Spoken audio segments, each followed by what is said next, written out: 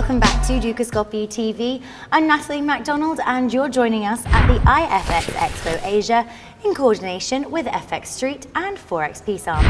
Up next in the studio, I'm joined by Andrew Budzinski of ITC Markets. Andrew, thank you so much for coming in. Thank you, Natalie. Okay, so today you're joining us in Asia, which, as we all know, has got quite a few ticks against it at the moment.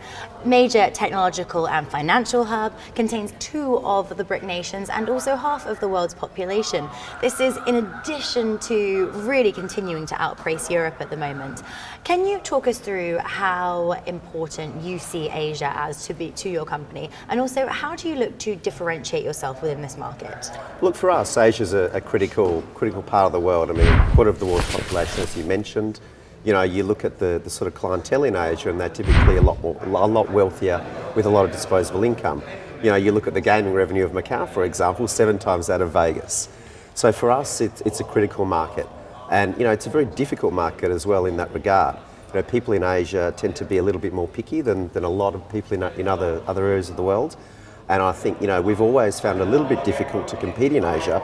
However, you know, we've done so in a rather successful manner because we're based in Australia, which gives us an advantage there. You know, the time zone's very similar. So for us in markets, you know, it is a critical market, and, you know, we continue to expand in here. We have an office in China and a small one in Vietnam, and we'll continue to invest in the region.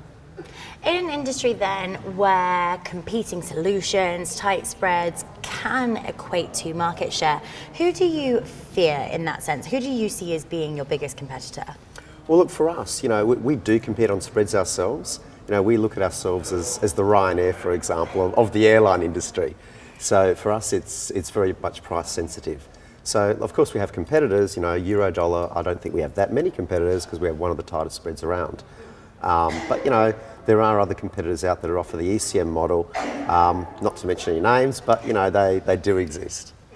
Let's take a look then at trading platforms, and in their quarterly report, Forex Magnate suggests that MT4 represents approximately 20% of the retail market. Now, as you know, brokers are always launching new, jazzy, exciting, all singing, all dancing trading platforms to this playing field. But what are insiders using? Which FX platform to you seems to be growing the most? Well, of course, for us, it's MT4. You know, we tend to cater for the EA community. So you find a lot of EA traders using MT4, and that's predominantly where our volume comes from.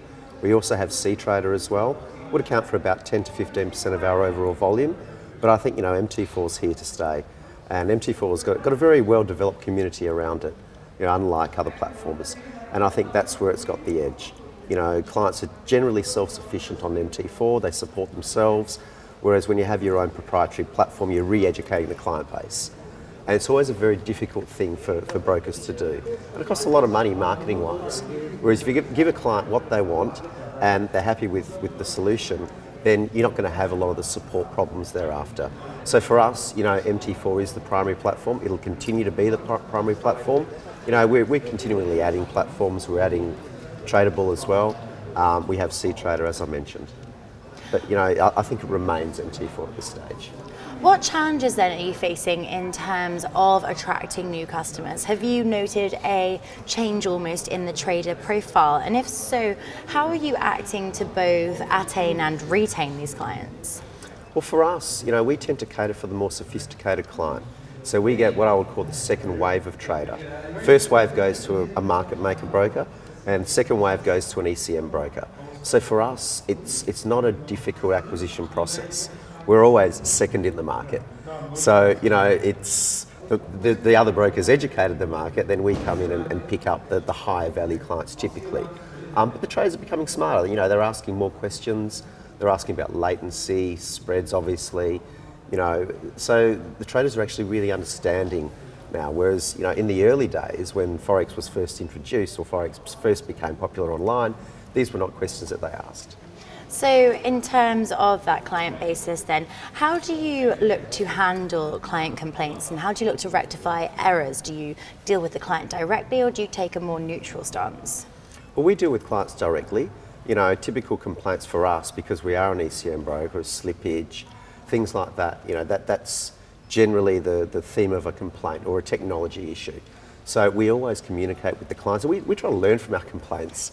You know, a lot of brokers don't. They just respond and they pay out the client. We do pay out in some circumstances, but we try to understand why it happened and find a solution to the problem rather than just, you know, hush, hush, hush. So that's the way we deal with it. Andrew, thank you so much for coming in today and sharing your thoughts with us. Thank you. Thank you. That's all we've got time for right now, but don't go away. We've still got plenty more industry leaders giving you the inside track here at the iFXEXPO Asia. For now though, it's goodbye.